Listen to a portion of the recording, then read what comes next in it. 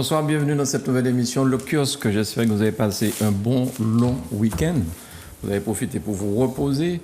Et ce soir, cet après-midi, ce soir, peu importe, ceux qui nous regardent sur Facebook, Facebook Live, je vous souhaite la bienvenue. J'espère que vous êtes là avec nous pour partager cette émission Le Kiosque d'aujourd'hui.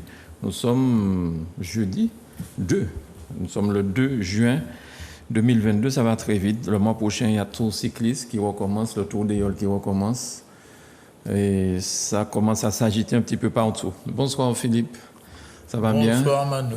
J'ai vu que tu as mis une très très belle photo de toi sur Facebook. Tu as changé ta photo de profil, alors là, je suppose Mais que... Mais non, pas changé. Ah bon? J'ai voulu mettre quelque chose sur ma story, et puis je me suis trompé. Et c'est la même photo qui a été remise. Ah ouais, c'est madame là, enfin, les gens.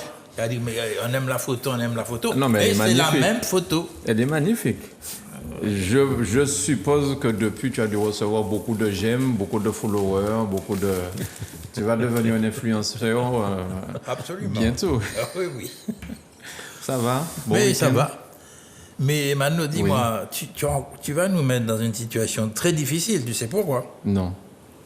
Aucune représentante féminine. Mais oui.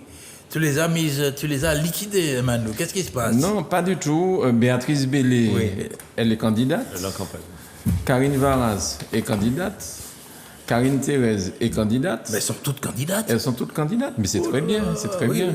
Ça va changer peut-être le paysage politique. Donc c'est pour ça, c'est simplement pour ça. Et nous n'avons pas pu avoir Valérie Vertal Loriot, qui, je pense, doit être en mission puisqu'elle est aussi syndicaliste. Bien sûr. Donc, voilà. Bon. C'est pour ça. C'est simplement pour ça. On sera certainement pardonné. Tu seras pardonné. Nous le serons tous. Bonsoir, Michel. Comment ça va? Bonsoir, ça va. Tu as une petite coupe rafraîchissante. Oui, tout à fait, tout à fait. De temps en temps, il faut quand même... Voilà. Il faut respecter nos téléspectateurs, faire attention à notre apparence. Très bien. Alors je précise que tu es rédacteur en chef du journal Justice qu'on voit à l'antenne. Chlordécone, la Martinique dit non au non-lieu. On en parlera effectivement aujourd'hui. Voilà. Merci beaucoup Michel d'être avec nous ce soir. Oui. Carl Paolo, bonsoir. Merci d'être avec nous. L'animateur vedette de Zouk Télévision en ce moment avec les émissions politiques. Ça doit être ardu, hein? Pardon? Ça doit être ardu. D'abord, c'est pas moi la vedette, ce sont les candidats. Oui. Je ne fais que leur permettre de préciser leur projet. Oui. C'est pas ardu, c'est très intéressant. 6 candidats, des fois, à enregistrer, puisque nous souhaitons passer les 54 candidats. Ils ont tous le même droit, donc la loi aussi l'exige. Hein. Ce qu'on fait pour eux, on le fait pour tout le monde. Donc nous faisions une diffusion. Nous faisions 3 diffusions d'un candidat par jour. Nous sommes passés maintenant à 2 diffusions par candidat. Et là maintenant, non, pardon. Nous avons continué 3 diffusions par candidat et nous avons multiplié par 2. C'est-à-dire maintenant, il y a une seconde vague. Et à partir de lundi, il y aura une 3e vague de manière à essayer de passer les 54 candidats. Les candidats sont très contents. D'abord parce que je ne crois pas que d'autres médias leur proposent 25 minutes. J'ai entendu parler de 6 minutes par-ci, par-là. C'est ce qu'ils m'ont dit. Évidemment, en 6 minutes, tu dis bonjour, tu dis bonsoir, et c'est fini. Et on te dit fais vite parce que... Fais vite et le temps est court. Et si tu parles plus, on coupe. Et c'est pas toi qui coupes. On choisit. Donc évidemment, c'est arbitraire. Ouais. Bon, deuxièmement, moi j'ai pris le parti, je ne débat pas avec les candidats, je ne suis pas leur contradicteur, je peux tout juste titiller certains ou leur demander de préciser un point. Mais ça s'arrête là. Donc, je les mets, en tout cas, c'est ce que j'essaie de faire, je les mets à l'aise. Certains sont quelquefois un peu... Ils n'ont pas l'habitude, hein, ils en font une montagne. Bon, je les rassure, en leur disant que ça passe très vite, ce qui est le cas. Et puis voilà, et puis bon, quand ils sortent, il n'y en a pas un seul qui m'a insulté. Hein. Ah bon? On insulte les Donc ça veut dire qu'ils sont contents. Ils sont contents, oui, mais donc, je présume. Eh bien, s'ils sont contents, ça me convient. Et puis, j'espère que les téléspectateurs et téléspectatrices de Zouk Télévision, qui sont les destinataires de ces émissions, ben, ils trouvent leur compte. Alors, des fois, on voit surtout les femmes au sortir de l'émission, elle tremble un petit peu. Alors, je ne sais pas si ce sont les questions, mais si c'est la clim de Zouk Télévision qui est un petit peu trop importante. Il y en a une aujourd'hui qui... Non, c'était... Surtout que l'on était là depuis 9h du matin. Quand elle est passée la dernière, la malheureuse, il faisait un peu frisquet. Il faisait un peu frisquet, voilà. Comme c'est des élections législatives où ils y vont en France, donc on essaie de les habituer au froid. Parce que, oui, c'est une idée. On les sensibilise. C'est une idée. Voilà. Ouais. Merci en tout cas, Karl. Bonsoir, l'homme aux 1000 vestes. Comment ça va? Ça va. Merci beaucoup Oui, merci pour l'invitation. Bonsoir aux téléspectatrices, téléspectateurs de Zouk Télévision.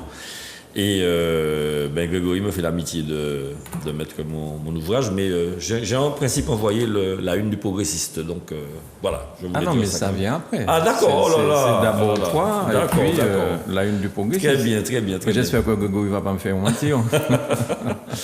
Et donc, oui... Tu as déjà fait des réassorts pour ce livre? Je sais que parfois il est en rupture de stock, mais l'éditeur s'en occupe en principe. D'accord. Donc, mais bon, voilà. Toi, tu passes simplement toucher les royalties? Non, il n'y en a pas tellement. C'est pas avec ça que je vais acheter une de chevaux. C'était pas le but non plus, je pense. Exactement. Hein. Voilà. Eh bien, merci beaucoup, merci Charles. Alors, c'est vrai que Manuela nous a donné un programme fourni, mais moi je voudrais juste, c'est pas dans le programme, mais penser à la motion pour la réintégration des soignants. Je crois que vous avez voté ça à la CTM, oui. tout bord confondu. Absolument. Et je pense que c'est une bonne chose pour ces gens. Oui, absolument. Alors bon, malheureusement, je ne l'ai pas là, mais c'est une motion qui a été co-rédigée par tous les groupes. Et oui, avec le changement, avec la conjoncture favorable, même si le nombre de cas demeure important, et puis avec la moins de létalité par rapport aux nouveaux variants. Oui, on a souhaité effectivement proposer une réintégration des soignants, oui. Et bon, ça a été une co-rédaction avec tous les groupes, et d'ailleurs de manière assez collaborative, et puis... D'accord, il n'y a pas eu d'opposition? Non, du tout. On avait des juristes qui étaient là. Non, ça s'est très, très, très bien fait. Et puis, mais il était tard, donc je pense que les 12 ou 13 heures de débat ont accéléré la productivité, la faconde d'intellectuel, de manière à ce qu'on puisse sortir un texte qui satisfasse tout le monde. Alors, tu parlais de juriste, on a un juriste avec nous. Alors, Philippe, est-ce que l'État est obligé de tenir compte de cette motion? Comment ça se passe? D'abord, ils sont suspendus, le contrat est suspendu. Oui, tout à fait. Oui. Ils sont pas. C'est la réintégration, effectivement, là, c'est quelque chose qui est signifiant. Donc le contrat est encore en cours, il est suspendu. Donc il suffit simplement de décider, certainement vu les circonstances, vu l'environnement, n'est-ce pas, de prendre la décision. L'État devrait prendre cette décision.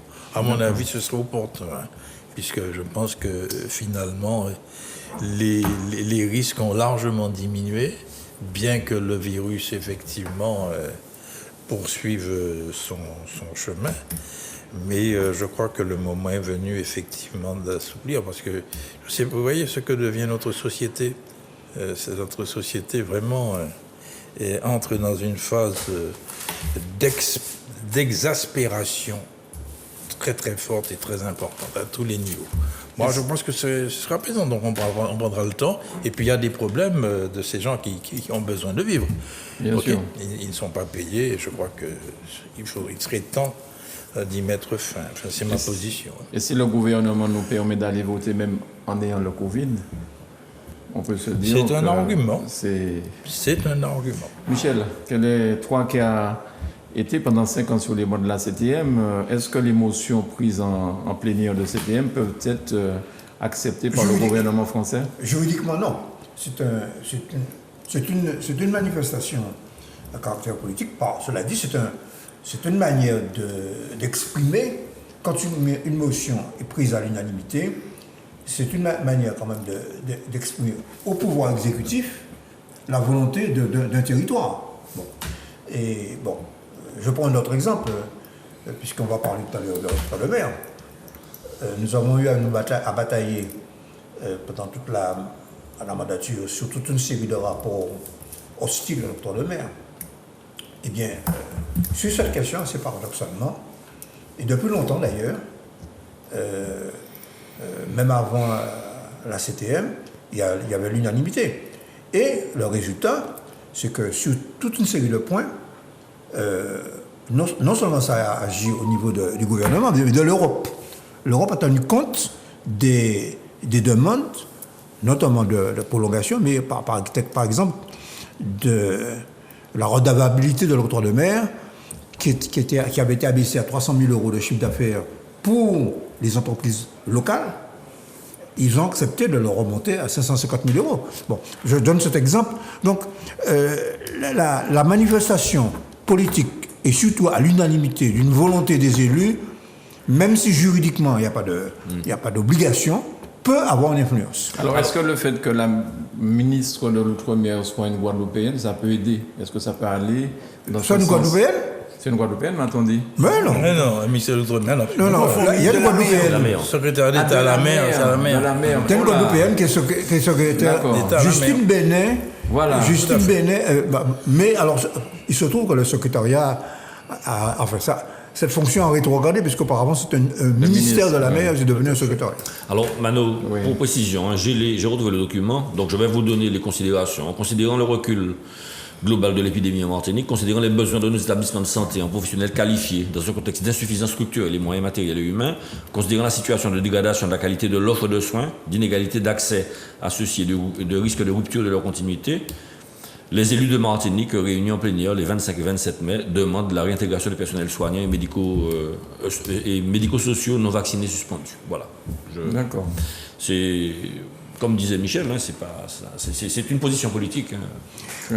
Mais quand même, ce qui est intéressant quand même, c'est quand même les considérants. Et c'est là que tu as dit tout à l'heure que vous avez été conseillé par des juristes. Tu vois? Il y avait des juristes, il y a des avocats dans la salle. Parce que il y a les éléments d'une décision, d'une circulaire ou d'un décret, je ne sais pas quelle est la forme juridique pour prendre la décision du gouvernement. Il y a déjà toutes les motivations. Voilà, alors, parle de ça, quel est ton avis sur cette histoire? Il était temps. Il était temps. Il était temps, mais j'espère qu'on va payer ces gens-là. Parce qu'il faut réparer. Parce que, moi, je redis, hein, j'ai entendu Christian Ursuli. Christian Ursuli, c'est pas quelqu'un comme ça que j'ai écouté dans la rue. Il était directeur général de l'ARS.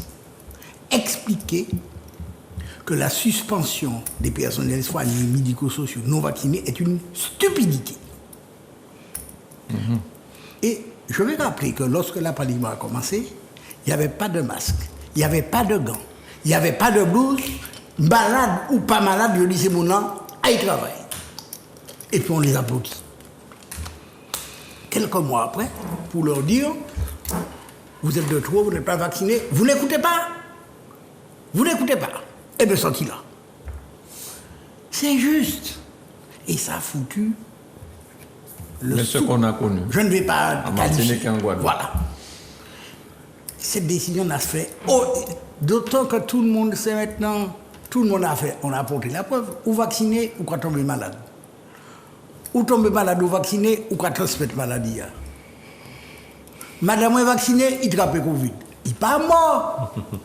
Mais il partait, il trappe Covid quand même. Bon. Donc, ça n'empêche pas d'attraper la maladie et ça n'empêche pas de la transmettre. Donc, c'était stupide. Et à un moment, on avait besoin de tout le monde, dans un hôpital dont tout le monde savait qu'il était déjà en difficulté, en très grande difficulté. On a rajouté des difficultés aux difficultés. Je ne suis pas sûr que... Je ne sais pas ce que le gouvernement va faire. Je ne suis pas sûr que ça va régler ces boussoles de tout compte. Hein. Parce que les gens qui étaient suspendus, leurs engagements, ils ont fait comment? Ils étaient comme une pistache. Il fallait qu'ils payent les traites de la maison, Non, de pas la ça, mais voiture, des ils enfants ont à pu l'école. avoir des enfants à l'école, à l'université, que sais-je.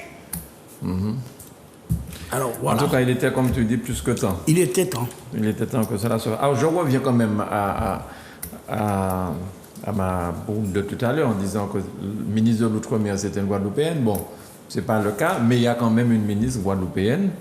Alors, sur ça, n'est-il pas temps, là aussi, qu'on ait un ministre martiniquais? C'est quand même incroyable. Pourquoi nous sommes des idiots? On ne peut pas être ministre à la Martinique? Je ne sais pas, ça vous paraît incongru? Non? Bon, très bien, si j'ai dit une bêtise encore. Non, c'est pas une bêtise. Si on prend tous les gouvernements sur 20 ans, tu crois qu'ils ne sont pas tous prix Nobel, hein? Oui, mais je suis d'accord. Bon. Mais je sais par exemple que Claude Lise avait été approché pour être ministre. Je sais que Serge Letchimy a été approché pour être ministre. Ils ont tous les deux refusé. Avant Aimé Césaire. Avant Aimé Césaire. Donc, je ne sais pas. Quand je regarde un petit peu ce qui se passe en Guadeloupe, je me dis quand même, ces gens-là, lorsqu'ils se réunissent le mercredi pour le Conseil des ministres, ils glissent un dossier à... Oui, il faut faire ça pour moi. C'est quand même plus facile parce que déjà, avoir un rendez-vous avec un ministre en personne, c'est compliqué. Si c'est pas tout à fait républicain. Si le ministre est à côté de toi sur la table, tu dis, bon voilà, j'ai un dossier là, tu fais ça pour moi, si c'est possible. On n'a même pas besoin d'être ministre pour faire ça. Hein. Je ne sais pas. J'ai entendu dire... À lire Mediapart, concernant Justine Bénet, on n'a pas besoin d'être ministre pour faire arranger ses affaires. Hein. J'ai entendu dire que certaines personnes pouvaient entrer sans montrer sa carte d'identité à l'Élysée. Bon, mais c'est peut-être pas tout le monde. Ça s'est vu. Hein. Tu reviens sur cette histoire. Mais non, c'est pas une histoire. À l'époque, oui. Eric c'est public. Les derniers mètres de la route, une vidéo qu'il faut avoir parmi les bons films. Non, mais pourquoi pas un ministre martiniquais? Bon, franchement, Bon, alors moi je te réponds sur le fond. Moi, pourtant, il y a beaucoup de personnes, semble-t-il, qui attendaient nuit et jour, téléphone nous scotché à la main, pensant qu'on allait les appeler. Mais très bien. Pas donner de nom. Bon, très bien. Ça peut satisfaire les ambitions de certains. Oui. Bon, moi, je suis autonomiste, je suis logique avec moi-même. Je veux être ministre de la Martinique. Voilà. Mais tu l'as été pendant 5 ans. Non, j'ai été président d'une commission, je n'étais pas ministre, et puis c'était une collectivité territoriale qui n'avait pas l'autonomie, qui avait des pouvoirs limités. Alors Philippe, et toi, qu'est-ce que tu en penses? On ne peut pas avoir un ministre? Si, pourquoi pas? Moi, ça ne me dérangerait pas en tant que même autonomiste. Guyane, la Réunion. Oui, mais nous sommes le dernier ministre martiniquais, il me semble, c'est à l'époque de l'occupation, c'était pas Henri Lémery. Oui. Rafraîchissez ma mémoire, s'il vous plaît. Et ça n'a pas été bénéfique pour la Martinique, d'ailleurs, à l'époque. Bon. Tu n'as pas trouvé des exemples plus anciens, non? Je suis pas. Tu en as un à proposer? Ah non, mais c'est celui-là que j'ai trouvé. Oui, non, mais sur le plan du principe, pourquoi pas? Oui. Oui, pourquoi pas? Il n'y a pas de raison. Effectivement, ça sert parfois et ça sert même beaucoup. N'est-ce pas? Je sais, moi qui connais bien l'université, il est évident que lorsque l'on a des ministres au gouvernement, ça sert beaucoup. Confère effectivement la Guyane qui a obtenu son université.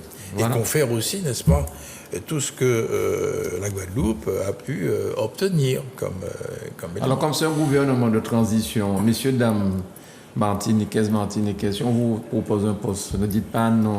Je ne sais pas pourquoi vous dites non. Alors, moi je dis, messieurs, mesdames, ne soyez pas assimilés jusqu'à 200% et ne réclamez pas un poste de ministre. Je n'ai pas dit de réclamer, j'ai dit que si on s'appelle Michel... Quand tu parles là, ça me fait mal parce que j'ai l'impression que c'est un dernier reste d'esprit assimilationniste. Ah bon? Enfin, moi, j'aurais dit un dernier reste pour permettre au ministre martiniquais d'aider la Martinique à s'en sortir. C'est comme ça que je vois ça. Mais bon, sur ça, sur un ministre martiniquais, tu n'es pas contre? Écoute, c'est une décision. Si on téléphone à quelqu'un, d'abord, on ne m'appellera pas. Donc, je suis tranquille. Déjà, je suis absolument tranquille. Deuxièmement, je répondrai non. D'ailleurs, je dis aux gens... Ah bon, pourquoi? Parce que ça ne m'intéresse pas. Ah d'accord. Je n'aime pas ça. Dans d'autres endroits, j'ai déjà dit que je ne suis pas intéressé. Et pour que je ne réponde pas non, le mieux, c'est de ne rien me demander. Comme ça, je le fais à chaque personne. ou pas me les moyens, moins pas du ouais. Comme ça, on est content. Ouais. Charles? Moi, je... Tu peux être appelé, hein. Mais non. C'est pas seul. Mais Attends, non, mais non. Ce ne sont pas seulement des gens présidents de PCI ou de collectivités Bien sûr, ou bien sûr. à la Non, CCIM non. qui sont appelés. Hein. En fait, je ne totémise pas le poste de ministre. J'ai toujours, enfin, la dernière fois j'en parlais, je ne confonds pas l'objet, c'est-à-dire le portefeuille ministériel, et le sujet, c'est-à-dire le sujet par lequel agir de manière à obtenir des résultats. Hein, donc, l'objet, la finalité d'être ministre, pour moi, c'est pas une ambition, et puis ça n'est pas preuve d'une action efficace. Hein, parfois, il y a la possibilité d'interpeller et puis la loi, ben, ce sont les parlementaires. Qui doivent être ministres? Non, ce sont les parlementaires qui votent la loi et le budget, qui contrôlent l'action du gouvernement. Enfin, il y a d'autres moyens d'être efficace dans l'institution. Non, comme je te dis, je ne totémise pas. Il n'y a pas de fétichisation du poste de ministre pour moi. Alors, pour rejoindre un peu ce que dit Michel, moi, sur le plan des principes, ça ne me dérange pas. Mais j'avoue qu'en quelque part, enfin, c'est mon opinion personnelle, ils m'ont vécu. Non, on m'a jamais proposé d'être ministre. Hein, ça, non, je pense pas que j'accepterai. Les risques en sont trop grands. Mais en tant qu'à l'époque, on m'avait laissé entendre que si je demandais, je pouvais être recteur. Non. J'avoue non. Pourquoi? Parce que le recteur est un fonctionnaire d'autorité. Ok? Il est soumis à la décision du ministre. Ok? Et quitter mes fonctions de président d'université où j'ai une autonomie, où j'ai un conseil d'administration, où je suis avec mes compatriotes, on décide. Non, personnellement, ça n'est pas dans ma mentalité, c'est pas dans ma nature. Je rejoins un peu Michel sous cet aspect-là. Alors, pour préciser, pardon, Michel, par rapport à ce que Philippe vient de dire, il y a deux types de fonctionnaires. Il y a les fonctionnaires d'autorité. Voilà.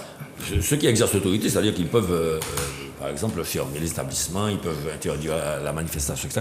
Et puis, moi, je suis un fonctionnaire d'exécution, c'est-à-dire que je suis encore plus en bas.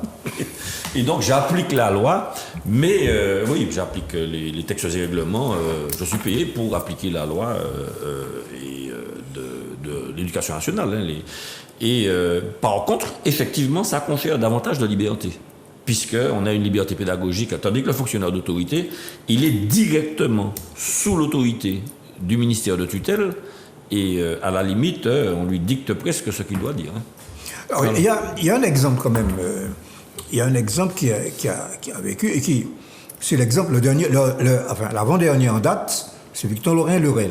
Bon, et je crois me souvenir que Victor-Laurent Lurel a eu l'occasion d'être interviewé il n'y a pas très longtemps, je crois que c'était dans France Antilles, sur comment il avait vécu son passage au ministère de l'Outre-mer.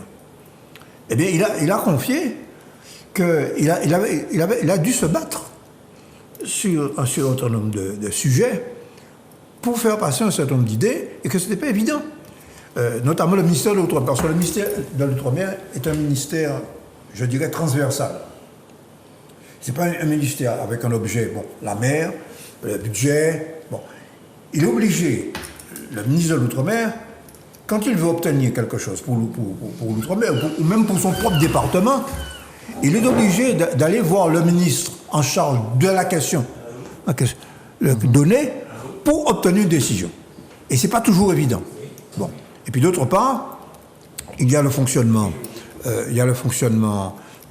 comme nous avons déjà évoqué plusieurs fois ici, c'est le fonctionnement de la Ve République, qui fait que les décisions essentielles, les décisions politiques d'orientation fondamentale ne sont même pas prises au niveau des ministres, mais au niveau du président de la République et quelquefois de ses conseillers.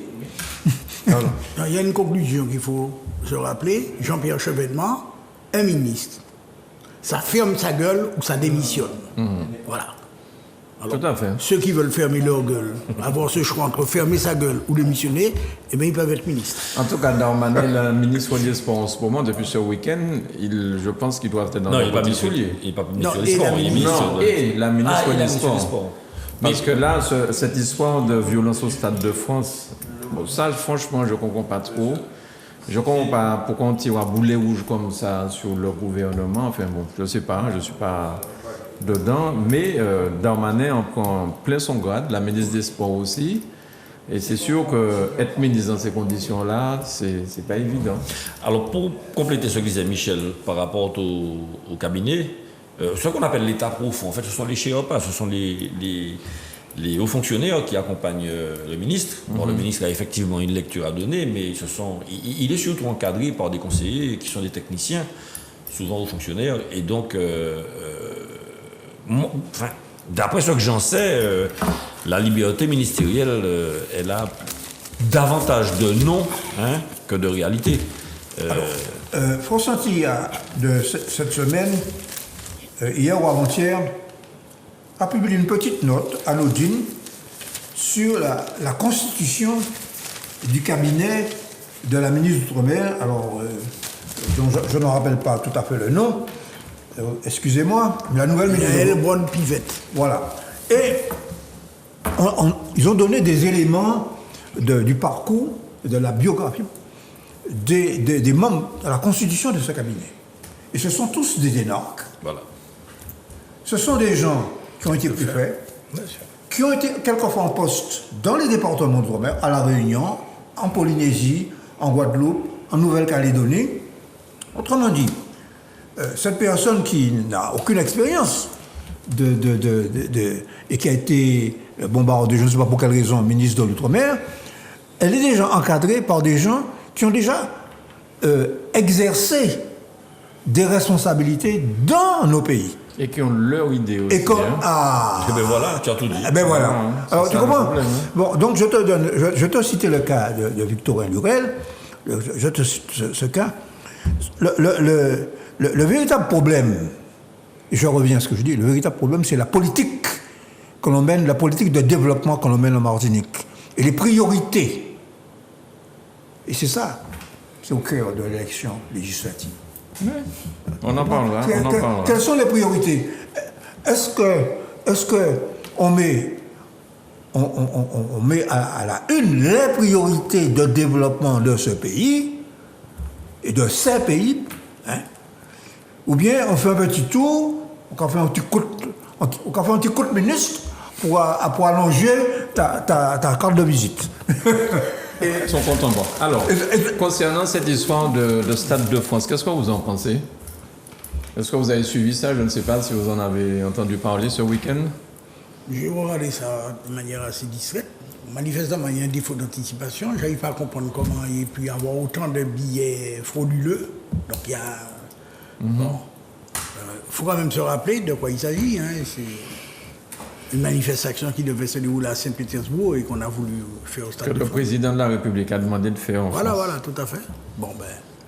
Pour des raisons électorales. On a importé la guerre. C'est Poutine qui est responsable de ça. On a importé la guerre d'Ukraine. Enfin, je ne sais pas. Mais manifestement, bon, les gens ont été, ont été complètement dépassés. Je crois que... Je peux parler clair.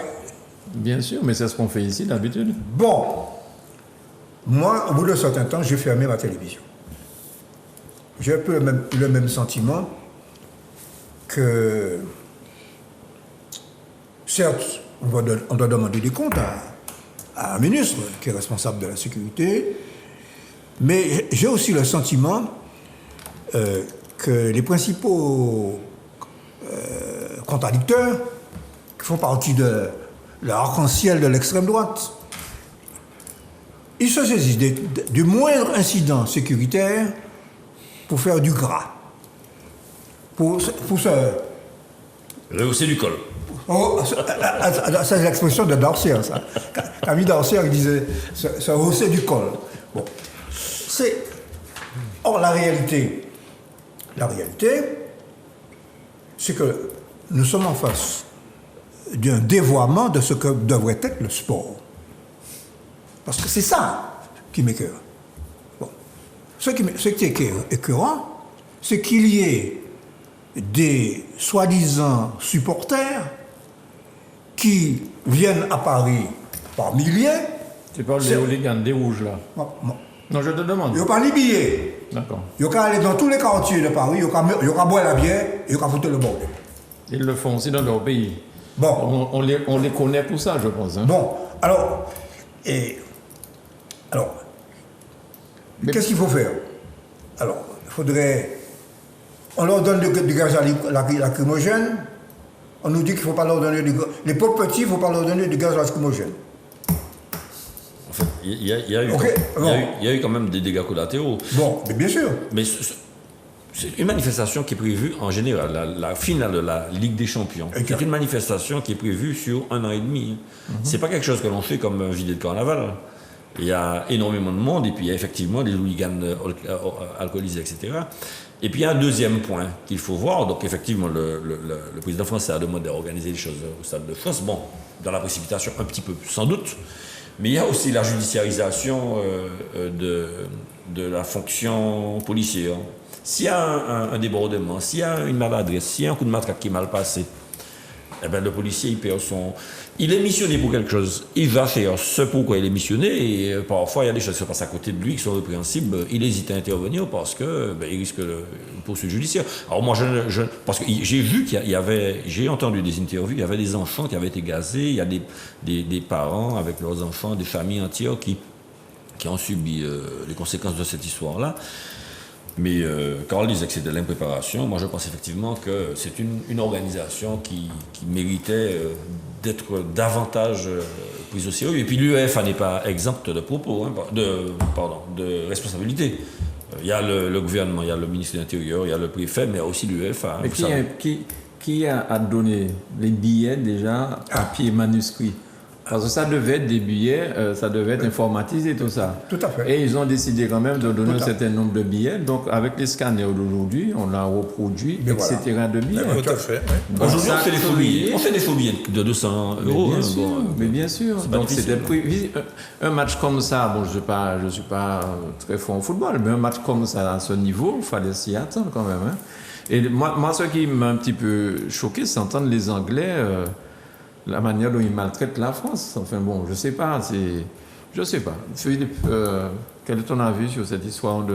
Je ne connais pas Le le stade. dossier particulièrement, mais ce que je constate, c'est que chacun se renvoie la balle. Hein. Ouais.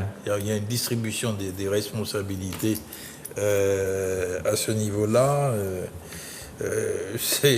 Moi, je me demande effectivement comment on a pu faire autant de billets faux, reproduire autant. C'est combien? 20 000? Je ne sais pas. J'ai entendu ça, 2000, hein. j'ai entendu 2800, parce qu'ils ont annoncé 40 000. Ah Oui, bon. ils ont annoncé Après, 40 c'était 000. 20 000, et puis aux dernières C'est normal. nouvelles, il y avait 2800. Mais 2800, c'est quand même beaucoup. Hein. C'est énorme. Il suffit pour que ça mette de la pagaille, parce qu'il y a 2800 billets qui circulent.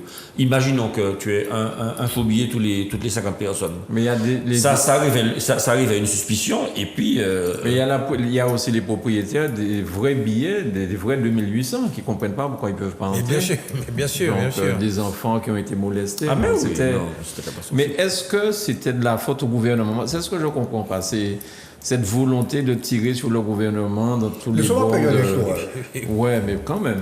Oui, Non, oui, mais c'est c'est ça. ça. Il y a un préfet de police à Paris. Oui, l'allemand. C'est son travail. De prendre les coups? Non, de mettre D'organiser. le lien, d'organiser les choses. Bon, il s'appelle l'allemand. Quand il y a eu les gilets jaunes, il a expliqué qu'il a pris les dispositions adéquates. On a vu avec quel résultat. Il a même dit à une passante, nous ne sommes pas Du même côté. dans le même camp, comme si un fonctionnaire d'autorité, pour le coup, de l'État devait être dans un camp, c'est pas lequel. C'est tout. Alors, quant aux policiers, au fait que s'ils laissent passer quelque chose ou... Non. Les mises en cause de policiers, en France, il y a des études sur ça, sont extrêmement rares. La première réaction de la justice, c'est de classer les affaires. C'est la première réaction. C'est pas vrai. On ne peut pas laisser dire ça. Il y a des études très sérieuses sur ça, qui montrent exactement le contraire. Pour appeler la responsabilité de policier dans un cas comme dans des cas de... Manifestement, il y a un usage... Je vais utiliser un terme gentil. Un usage inapproprié et disproportionné de la force. Il faut vraiment y aller. Hein. Il faut vraiment y aller. Le jugement, les policiers qui avaient tabassé Michel Zecler n'ont toujours pas été jugés à ma connaissance. Ceux qui ont arrêté Cédric Chouviat, ils se sont assis sur lui. Je ne parle même pas d'Adama Traoré. Alors, je ne suis pas ça de manière assidue, mais je donne 3 noms qui ont défrayé la chronique. Bon, voilà. 3 affaires qui ont défrayé la chronique, je veux bien, mais quand même, je ne sais pas, je me mets quand même à la place d'un fonctionnaire de police, c'est pas évident pour lui. Mais c'est une question de C'est préparation, pas évident ça se pour lui. prépare. Le métier de l'ordre, c'est... Quand tu prends des fonctionnaires de police qui ne sont pas... Le métier de l'ordre, ça s'apprend. Oui. Tu ne prends pas les gens d'une brigade d'anticriminalité à qui tu demandes de faire du métier de l'ordre. C'est pas possible, c'est pas leur fonction. Ça va pas faire. Donc je ne sais pas, moi je ne sais pas comment il a procédé. Manifestement, je pense qu'à minima, il y a une forme de préparation, je ne dirais pas d'improvisation, mais bon, on a mal apprécié la situation, l'ampleur du nombre de supporters dans le stade. Enfin, le Stade de France, c'est quand même pas, c'est pas Serge Rouge, hein. Pas la même dimension. Bon, alors, quand il y aura les JO, ça va donner quoi? Mais Charles, il y a Alors, quelque c'est ça le chose de- problème. C'est ça le problème, c'est que beaucoup de gens ont fait une projection sur les JO et sur d'autres rendez-vous sportifs Non, mais Michel, importants. Michel, c'est quand même facile, parce que quand même, il y a déjà eu de grandes choses qui se sont faites en France, et il n'y a pas eu ce bordel quand même. Mais oui. Il y a eu la Coupe de France, il y a eu des trucs Tout à au Stade fait. de France. Tout à fait. Donc c'est pas parce qu'il y a eu un loupé une fois qu'il faut se dire, désormais, tous les grands événements vont Ah non, vont non, mal non, se non, passer. non. Il y a les concerts de Johnny Hallyday au Stade de France, il était rempli, et ça s'est très bien passé. Hein. Il y a Moi, je vais parler du concert de Cassa. où Donc, le nous concert revenons- est rempli. Voilà. Moi, je m'excuse, hein, je reviens à ce que j'ai dit au début. Oui. On a affaire à une population particulière de supporters, pas seulement de Liverpool. Il y a des gens qui gravitent autour du foot. Tout comme on a les Black Boss en France. Hein, aussi. Hein? On a aussi les Black Boss, c'est ça? Exactement. Black Bloc. Bloc, Bon. c'est tous ces Moi, machins-là. je crois que ça n'a rien à voir avec le sport. Ça Je n'a suis d'accord. strictement rien à voir avec l'esprit du sport. Ok. Voilà. Bien. Alors, on va revenir à l'état d'urgence sur les prix. Le MEDEF, l'AMPI, la SARA, la grande distribution, les douanes, tous étaient réunis autour de la CTM ce mardi 31 mai à l'hôtel territorial de Cluny. L'état d'urgence sur les prix. Alors, est-ce que ça va faire pchit ou bien il y aura des résultats sur cette grande réunion avec toutes ces personnes-là? Ça me rappelle 2017, c'est ça? Non, c'est pas 2017, je sais pas, 2007. 2009, 2009. c'est pas pareil. Hein. Oui, c'est pas pareil, mais pour le téléspectateur. Enfin, Charles, c'était chez toi, c'est toi qui Bon, recevais. hein. c'est moi qui ouvre les hostilités. Bon, alors, donc, on a compris que ce n'était pas une simple question de baisser les marges. Hein. C'est beaucoup plus complexe que ça. Et donc, la volonté, c'était de mobiliser autour de Serge Chimie, c'était la volonté de mobiliser les parties prenantes. Hein. Donc, notamment autour du gaz, autour des carburants et puis autour des 1000 produits sensibles, entre guillemets, des 1000 produits d'appel. Donc, il y aurait vraisemblablement 3 ateliers qui vont s'organiser autour d'Alexandre Ventado pour les 1000 produits, notamment la grande distribution, avec les interlocuteurs que sont les grands distributeurs que vous connaissez, GBH, Parfait, Fabre, etc. Leclerc. Il était Leclerc, ici, oui, il était Leclerc, ici d'ailleurs. Leclerc pour avec fêter, Parfait, je crois. Leclerc avec Parfait, oui. Il y aura Madame Casanova qui va travailler avec, dans les carburants, avec la SARA principalement, et notamment donc. Et puis il y aura M. René Corail, le président de la commission finances. Conseiller. Ah, tu Conseil sais, exécutif. le premier que tu as nommé, Conseil c'est qui? exécutif, conseil exécutif. Excuse-moi, le premier que tu as nommé, Alexandre Ventado. Ventado, d'accord. C'est le président de la. Oui, attractivité et développement économique. Voilà, ok. Et donc lui, ça sera principalement, René Corail, monsieur René Corail, ça sera principalement sur le gaz avec Total Énergie, avec la SMCR, etc. Et donc les discussions étaient bon train. Alors je n'y étais pas, mais bon, les éléments qui m'ont été rapportés, c'est que les discussions étaient bon train et indépendamment du fait que les prix doivent effectivement être jugulés, alors il y a eu la volonté de Serge Chimie de baisser l'octroi de mer de manière à provoquer une sorte de spirale descendante. Si l'octroi de mer est baissé, les autres partenaires vous fait un effort. Mais les entrepreneurs ont expliqué qu'il s'agissait surtout du fait qu'il y avait un petit territoire, que les économies d'échelle n'étaient pas si évidentes que cela et que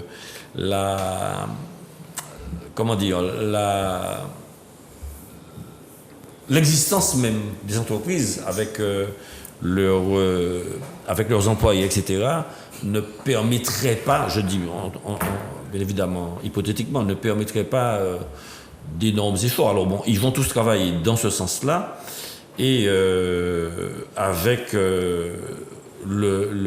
la bonne volonté en fait, que Serge Chimie va imprimer de permettre à ce que l'inflation ne soit pas galopante et que les Martiniquais puissent ne pas souffrir trop de l'augmentation des prix. En gros, c'est ce que j'avais. Les représentants d'Orange, de Fruits, de SFR, ils étaient pas. Je t'avoue que je n'y étais pas. Voilà. D'accord. Sur ça, je crois, on a dû voir que suite à l'arrivée et ce que Fruits proposait, on a vu que SFR a dégainé déjà quelque chose. Ah oui, tu sais, le hasard fait bien les choses. Il faut croire au Père Noël en Martinique. Enfin, je ne sais pas si c'est le hasard. Non, moi je pense ça ne peut Fruits. être que ça, ça ne peut être que ça. Mais non, ça n'a rien à voir avec Fruits. C'est le Père Noël. Monsieur Patrick Drahi a eu un songe. I have a dream, avait dit Martin Luther King, lui aussi. Et puis il a proposé un abonnement, alors que j'ai souscrit. Ah, monsieur Drahi, c'est SFR. SFR. D'accord. Auquel j'ai souscrit. Alors je donne les éléments aux téléspectateurs. Je payais 54 € un abonnement mobile, 4G. Pour avoir quoi? Pour avoir 40 gigas de téléchargement, connexion illimitée, enfin appel illimité et tout. Et je paye 12 € quelque chose, enfin moins de 13 €. Donc la nouvelle offre. Oui, Ok. pour 150 gigaoctets de téléchargement et autant d'appels illimités sur les mêmes destinations. Et tu payes 12. 12,80 €. 13 €. Voilà, disons 13 €. Disons 13 €. La seule différence, il y en a une, c'est que l'assistance est numérisée. C'est-à-dire que tu n'as pas un numéro de téléphone à appeler, tu utilises Messenger, WhatsApp, enfin. Bon. Mais personnellement, j'utilise tout le temps ce système parce que quand j'ai une récrimination à poser, ça me laisse une trace. C'est-à-dire que je peux dire après, je paie un service qui ne m'est pas assuré, donc vous réparez et vous me remboursez pendant le temps durant lequel je n'ai pas eu le service prévu. Et donc, quand j'utilise ce moyen numérique, eh bien, j'ai une trace. Donc, ça ne me gêne absolument pas. Mais enfin, passer de 54 € à moins de 13 €, je ne m'y attendais pas. Très bien, Michel. Je suis content. Sur l'état d'urgence sur les prix, Bon. comment tu analyses cette Bon. proposition et J'ai est-ce que déjà tu espères écrit- de bons résultats? J'ai déjà écrit dans Justice là-dessus. Bon, moi je pense que c'est une bonne chose que la collectivité, que les élus, plus globalement, manifestent leur volonté de s'intéresser à la question des prix, de la vie chère. Bon. Maintenant, j'ai retenu ce que tu as dit, on s'est rendu compte que c'est complexe. Voilà. Bien. Autrement dit, je ne crois pas qu'on puisse trouver 1000 produits de première nécessité, premièrement. Bon. On va trouver, parce que les appellations, je fais référence à la situation que nous avons vécue en 2009. Lorsqu'on a voulu définir une liste de produits, ne serait-ce qu'à l'intérieur même de l'intersyndical, lorsqu'on a réuni une assemblée générale, et on a demandé à tous ceux qui étaient là, quels sont pour vous les produits de première nécessité, on a pratiquement eu autant de listes qu'il y avait d'individus. Ce qui veut dire, bon, j'exagère un peu, mais ce qui veut dire que la manière de consommer des gens est différente. Bon. Et je préfère l'expression qu'on a adoptée d'ailleurs dans certaines lois, c'est produits de consommation courante. Ok? Bon. C'est-à-dire, bon, Ça, c'est une première observation. Deuxième observation, c'est dire qu'on va baisser l'octroi de mer, bon, très bien. Bon. Tout le monde tire sur l'octroi de mer. Leclerc vient nous dire qu'il n'a pas pu faire baisser les prix, parce qu'à tout horizon, il y avait le confinement, il y avait le Covid, il y avait toutes sortes de choses, bon, très bien. Mais, ce qu'il dit, il faut baisser l'octroi de mer. Bon, bien. En réalité, je pense que le président du conseil exécutif, s'il veut que sa démarche ne soit pas prise comme un coup de com', un coup de com', la première question qu'il doit poser, c'est si je baisse l'octroi de mer sur 1000 produits, combien de millions il y aura en moins pour les communes et pour la collectivité territoriale. Alors l'octroi de mer, aujourd'hui, c'est 220 millions, en gros, hein, entre 220 et 230 millions qui sont distribués aux communes. Et 75 à 80 millions à la CTM. Bien. Donc ça fait à peu près 300 millions. Voilà, à peu près 300 millions. Bien. Alors, pourquoi c'est important? Pour les communes, c'est 47% en moyenne des recettes fiscales. OK? Pour des communes à qui on a supprimé la taxe d'habitation. Pour des communes qui ont subi depuis 2012 la baisse régulière de la dotation globale de fonctionnement. Rapport récent de l'AFD. Et qui ont été obligés d'augmenter la fiscalité entre-temps. Michel, mais ce que les sénateurs français disent, et les députés européens aussi, chaque année j'entends ça, il faut supprimer l'octroi de mer. Oui. Alors les départements français, comment ils font Alors, sans octroi de mer? voilà. Alors la véritable question est la suivante.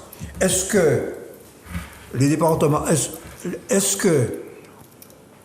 Alors, je t'ai cité la première fonction de l'octroi de mer. C'est à alimenter les budgets des collectivités. Bon, si ce n'est pas les collectivités, ce n'est pas l'octroi de mer, c'est l'État. Mais qu'est-ce que va faire l'État dans la situation actuelle où on annonce un retour de l'austérité, mais il va augmenter la TVA. Hein? Chez nous. Mais oui.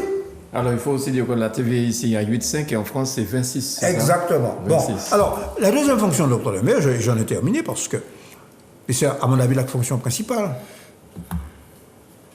La fonction principale de l'octroi de mer, elle a été mise en place par un ministre dans les années 70, qui était j'oublie le nom, c'était celui qui avait fait le plan vert pour la Guyane. Je fais appel à ta mémoire. Bon, bref. Jusque-là, depuis Colbert jusqu'à maintenant, l'octroi de mer, la fonction de l'octroi de mer, c'était d'apporter des ressources. C'est pas Colbert, hein? Bon, je vais pas là. Si Oui. on aborde ça, Non, mais, on va aborder un problème technique là. Je bats ma coulpe, j'ai en face de moi Colbert n'est pas là. celui qui a fait la première étude sur l'octroi de mer et qui a fait son historique. Bon. Mais ce que je veux dire par là, c'est que c'est récemment, historiquement, que l'octroi de mer a été utilisé de manière volontariste, consciente, pour une fonction, un mot qu'on n'aime pas beaucoup dans l'économie libérale, protéger le marché martiniquais. Alors les députés européens disent que l'octroi de mer est illégal. Donc à un moment, il faudra s'attendre à ce que ça disparaisse. Je te réponds, les députés européens, pour le moment, n'ont pas réussi, malgré les actions des lobbies de l'importation, parce qu'il y a des lobbies en économie. Bien sûr. Bon, les lobbies de l'importation, la dernière décision là, de juin 2021 a prolongé l'octroi de mer jusqu'en 2027. Bon, on est tranquille jusqu'à là. Bon, c'est un combat politique. Ok. C'est un combat politique. Philippe, sur ça? Alors, Déjà sur l'état l'octroi de mer, sur non, les je prix. ne vais pas. Non, sur les prix. Non, sur- mais parce que l'octroi de mer, j'entends souvent dire que c'est une taxe coloniale, que c'est Colbert qui l'a créée. Non, ce n'est pas vrai. Non, absolument pas. L'octroi de mer, c'est l'octroi municipal qui existait, n'est-ce pas, en France et qui a vu le jour vers 1100. D'accord? L'origine, si tu veux, c'était le fait que les villes notamment les ports, percevaient, n'est-ce pas, des droits sur les marchandises qui entraient. Puis cet octroi s'est développé. Et l'octroi, pourquoi octroi? Parce que c'est le roi qui donnait l'autorisation aux villes de percevoir ces octrois. Alors c'est devenu octroi de mer chez nous, puisque on a décidé que c'était beaucoup plus simple de percevoir la taxe, le droit, à l'entrée et le répartir entre les communes. Mais c'est l'octroi municipal. Et l'octroi municipal a existé jusqu'en 1943. C'est Laval qui l'a fait disparaître en France. Pourquoi? Pour des raisons, n'est-ce pas, l'approvisionnement était difficile et il y avait pas mal de problèmes à ce niveau-là. Mais il faudrait organiser un débat sur l'octroi de mer. Mais ce que dit Michel est vrai, c'est un pouvoir fiscal, ok? Et on ne peut pas baisser l'octroi de mer de cette façon-là. Encore, ce sont les crédits, si on a une certaine marge de manœuvre, il n'y en a pas beaucoup d'autres. Bon. Mais alors, sur les prix, oui, moi, ce que je voudrais faire remarquer, c'est que moi, j'approuve parfaitement cette démarche, n'est-ce pas, qui est intéressante, car tout le monde va se mettre au travail. Mais ce que je remarque, c'est que le président du conseil exécutif est en train de s'apercevoir qu'il y a des opportunités qui apparaissent, effectivement. Et il nous met tous au travail. Président des RUP, à cette occasion, n'est-ce pas, il a organisé la déclaration de Fort-de-France, n'est-ce pas, pour pouvoir réunir les ultramarins, non pas tellement pour un problème de statut, mais pour envisager, n'est-ce pas, un autre modèle de développement avec des pouvoirs peut-être supplémentaires. Okay. Et puis, le Congrès, c'était excellent. Le Congrès, c'est la même, qui est approuvé par tout le monde, mais c'est pour réfléchir sur notre situation particulière et je pense qu'on va aboutir à la nécessité d'avoir un autre modèle de développement. Et je pense que cet état d'urgence sur les prix entre dans cette dynamique qui est extrêmement intéressante. Alors je ne pense pas que demain on aura les solutions, mais surtout que l'inflation est galopante et que ce n'est pas demain que Poutine terminera la guerre. Là, il est là pour la durée, croyez-moi. Mais c'est une initiative qui est fondamentale pour notre pays. Nous sommes tous au travail et tous interpellés. Nous devons voir l'avenir et comment on le fera. Bien, tous ensemble. Oui, Carl. 2 observations. Si on veut que l'octroi de mer soit accepté par les Martiniquais, par ceux qui la payent, il faut la rendre transparente. Donc je veux la voir sur les factures. De la même manière que je vois la TVA. Je veux la voir sur les factures. Qu'on se démerde, qu'on trouve une solution, je veux la voir. Je ne suis pas d'accord pour payer quelque chose que je ne vois pas. Je veux le voir. Mais juste pour voir, mais juste parce que ça va t'apporter certains... Non, je veux voir, parce que je sais que les taux sont différents, il y a des marchandises exonérées, c'est très différent, c'est très variable, c'est un truc absolument ardu. On ne peut pas demander à une population d'accepter des choses dans l'opacité. Il faut être transparent. Et je pense que la question de l'octroi de mer se présenterait peut-être sous des jours différents si les Martiniquais voyaient ce qu'ils payaient dans la facture. Ça, c'est la première observation. La deuxième, très bien, on fait ces réunions sur les prix. J'aimerais savoir si les organisations syndicales de salariés sont dedans. Je sais pas. Ah, je ne peux pas. C'est la question. Il y a des gens très bien qui sont là. On m'a dit le MEDEF, on m'a dit la douane, la MPI, il y a quantité de gens intelligents, MPI, tout ça, c'est très bien. Et bien établi. D'accord ? Ils sont tous très bien. Mais, j'aimerais savoir, il y a des organisations syndicales, de salariés. J'aimerais savoir si ils sont conviés. Même pour s'asseoir, ils sont strapontins. Bien. Très bien. Charles? Non, je n'ai pas de commentaire. Pas de commentaire. Alors, une dernière observation concernant la méthode.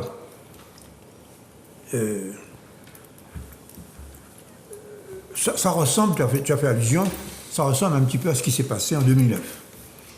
Bon, la différence en 2009, c'était le préfet qui était la puissance invitante, Instigateur. et il y avait 40 000 Martiniquais dans la rue. C'est une différence importante. Quand on a parlé des syndicats, je veux dire par là que rien n'oblige un patron de grande distribution de donner la décomposition de ses prix et de dire exactement combien il gagne sur un paquet de café, ou sur un paquet de pâtes, ou sur un paquet de biscuits. Là, en tout cas, pour SFR, on a compris qu'il gagne pas mal. Hein? Bon, ça c'est autre chose. Bon, ça c'est autre chose. Je parle de ce type de réunion-là. D'accord. Bon, autrement dit, je viens à ce que je veux dire. On ne peut pas s'attaquer à la question des prix sans qu'on fasse des études sur la formation des prix. Il faut, pour que ceux qui prennent des décisions, qu'on l'on voit, que tout le monde voit, transparence, de quoi sont composés les prix des fameux 1000 produits. Il y a le prix départ, il y a le transport maritime, CMA, CGM qui vient de prendre des parts dans Air France, n'est-ce pas, qui a fait des milliards, 18 milliards de bénéfices dans l'année 2021, n'est-ce pas? Il y a, bien sûr, à l'arrivée, l'octroi de mer, il y a les droits de port, chambre de commerce. Ah oui. Il y a le stockage. Oh, pardon, les droits de port s'appelaient les droits de commerce. Non. C'est autre chose. C'est autre chose. C'est autre chose, ça. Non. Les droits de port. Les droits de port, ça alimente le budget de la chambre de commerce. D'accord. Et ça fait partie de la structure des prix. Et puis, il y a grossistes, éventuellement demi-grossistes, hein, et détaillants, et la TVA. Mais est-ce qu'ils ont l'obligation de faire ça? Ou bien est-ce De que quoi? c'est libre? De détailler comme ça? Non, ils sont libres. Donc ils font ce qu'ils veulent. Ils font ce qu'ils veulent. Ils sont invités là. Ils racontent à l'étumi ce qu'ils veulent. Juste pour que nos téléspectateurs se rendent compte. Il y a un blog, je ne citerai pas, qui, de temps en temps, montre le prix d'un produit ici, d'une marque, et puis le prix du même produit, de la même marque, dans un centre commercial de l'Hexagone. Et le facteur, c'est généralement 2, voire plus. 2, voire plus.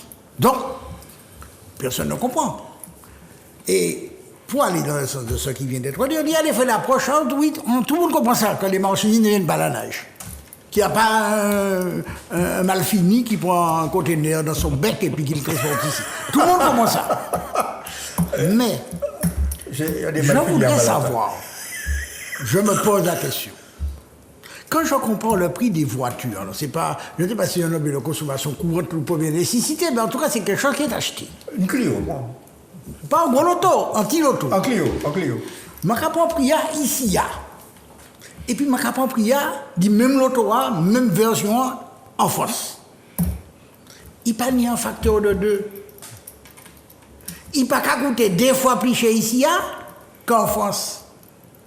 Ça l'a qu'à venir comment il est. Expliquez-moi. Pourquoi le paquet de biscuits, je prends, ou le paquet du produit X, peu importe. Le pack de yaourt, oui, c'est vrai. Peu importe. Il y a autre encore un autre problème. Pourquoi, dans certains cas, il y a un facteur multiplicatif qui est absolument considérable. Et les gens, il faut bien se mettre à la place de celui qui achète. Il n'y a pas qu'à comprendre ce bagaille là. Donc, quand tu es déjà sur quelque chose que tu ne comprends pas, et il y a de quoi s'interroger. C'est pas une interrogation qui sort du ciel, c'est pas de la mauvaise foi. Tout ce que tu peux raconter après est sujet à caution. Y compris si tu dis des choses qui peuvent être vraies. Je ne veux pas dire que les gens disent forcément des conneries. Ils disent des choses vraies.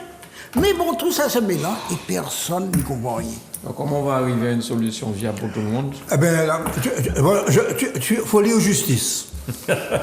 Il faut aller aux justice. Blocage des prix, réinstauration du contrôle des prix, analyse de la formation des prix. Et quand on aura déniché dans cette structure des prix ceux qui abusent, les sanctionner. Voilà. Voilà la solution. Bon. Alors, nous allons passer justement à une autre Non mais un autre il faut sortir des dogmes du néolibéralisme. On est dans une économie insulaire, qui est une économie captive. On ne peut pas faire confiance. Et ce qui s'est passé avec Leclerc montre bien, on ne peut pas simplement faire confiance au jeu naturel de la concurrence. Ça ne suffit pas. Il n'y a pas suffisamment de concurrents. Vous comprenez?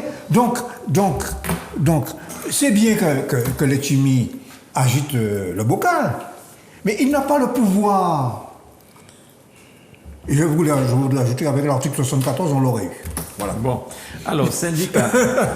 Alors samedi, syndicats, associations, partis politiques, citoyens ont manifesté dans les rues du Lamentin pour scander leur opposition à un possible non-lieu dans l'instruction des plaintes contre l'empoisonnement au chlordécone des Antilles françaises. Mais ce qu'on dit pas là, c'est qu'il y avait moins de 1000 personnes. Est-ce que ça seulement ça permettrait? Alors, j'ai lu ça dans France les Antilles, choses effectivement, mais. En février, il y avait je ne sais pas combien de personnes 15 000, dans les rues. 10 à 15 000. 10 à 15 000. Là, il n'y a pas 1000 personnes. Il y en avait moins. Je ne peux pas dire 1000, mais il y en avait moins. Donc, enfin, moi, ça me rappelle d'autres choses. Hein. S'il n'y a pas de Martiniquais qui descendent dans la rue pour montrer leur opposition ou bien leur soutien à une telle cause qui nous concerne tous, hein, que faire? Est-ce que ce non-lieu qui semble être bien parti, est-ce que les nouveaux parlementaires pourront faire quelque chose? Qu'est-ce qui va se passer? Vas-y, Carl. Non, tous les candidats que j'ai auditionnés, y compris des candidats peu ou plus proches de M. Macron, il n'y en a pas un seul, j'ai posé ça à tout le monde, il n'y en a pas un seul qui ne trouve pas que c'est un scandale et que les empoisonneurs doivent être sanctionnés, que des réparations, que l'on doit réparer au niveau des personnes qui ont été victimes et que les terres doivent être dépolluées et que c'est l'État qui doit s'en charger. Bon, alors pourquoi il y a c'est la période électorale, tout le monde dit ça. Oui. Mais dans la réalité, qu'est-ce qu'ils peuvent faire? Dans la réalité, si les Martiniquais ne se battent pas pour ça, mais l'affaire du chlordécone, c'est quand même pas une affaire tout à fait récente. Hein. Je rappelle qu'il y a un livre de Raphaël Confiant et de Louis Boutelin qui est sorti de mémoire en 2007. Oui. Mais comme j'étais vraiment très jeune, je me rappelle des articles sur un pesticide qu'on appelait Mocat, qui était utilisé dans l'agriculture, qui était un truc absolument dangereux. Je me rappelle des articles de Pierre Davidas, feu Pierre Davidas, notamment d'Antilla, où il dénonçait ça. Je me rappelle qu'en 1974, les ouvriers agricoles dénonçaient l'usage des pesticides, usage sans vêtements de protection, qui répondait à mes nus, dans n'importe quelle condition. Alors quand j'attendais, aujourd'hui on me dit on ne peut pas baisser les prix parce que nous avons nos salariés, franchement, je veux bien qu'on mette les salariés en avant quand on ne veut rien faire. Hein. Bref. C'est ça la réalité. Et je me rappelle, début 2010, ce qui s'est passé sur l'épandage aérien, où on a pataté, on a été entre deux, hein, on maintient pas, etc. Alors c'était pas du chlordécone qu'on répandait, mais c'était un insecticide. On n'a pas... La collectivité territoriale a pataté sur ça. Alors, on rappelle aussi quand même que ce sont des députés qui ont demandé à ce que ce produit soit continué à être... je connais un. Je connais un. Je ne sais pas s'il y a... Les autres ne se sont pas fait connaître. D'ailleurs, il assume. Il assume. Mais moi, ce que je voudrais savoir aussi maintenant, qu'est-ce que le gouvernement va faire d'autre? Il y a eu quand même la commission Letchimy, il y a eu un rapport, ils ont entendu du monde en Martinique, en Guadeloupe, en France. C'était, me semble-t-il, un travail bien fait. Mais qu'est-ce qu'ils ont fait avec ça? Il y a deux aspects. Okay, il y a deux aspects. Vous avez l'aspect judiciaire qui est en cours. Okay? Moi, je pense qu'on ne pourra véritablement avancer dans ce dossier que dans la mesure où il y a une mobilisation politique au sens large importante. Effectivement, ce n'est pas avec moins de 1000 personnes dans les rues qu'on arrivera à cela. Mais s'il y a une mobilisation politique importante et une reprise par les parlementaires, je dis bien, je redis ce que je dis, c'est un problème qui peut être réglé de façon politique. Mais il faut qu'il y ait... Ben, mon Dieu, c'est un crime, ce dossier constitue un véritable crime. Donc on peut déclencher effectivement un mouvement, et la solution, pas judiciaire, puisqu'il se cale sur la présomption à démontrer, mais pour faire tomber la prescription. Il n'y a rien de plus simple, il n'y a qu'à faire passer une loi, c'est tout. C'est Oui, incroyable. Alors, la non-rétroactivité, alors, je finis, la non-rétroactivité n'est pas un principe constitutionnel, je le dis. Il est contenu dans une loi, donc une loi, n'est-ce pas, peut effectivement défaire ce que l'autre loi a fait. Les lois pénales plus douces rétroagissent. Je ne prendrai que cet exemple. Donc moi je pense qu'il faut qu'il maintienne cette mobilisation politique. Mais les gouvernements, l'État joue le jeu, ils font comme Poutine, la durée.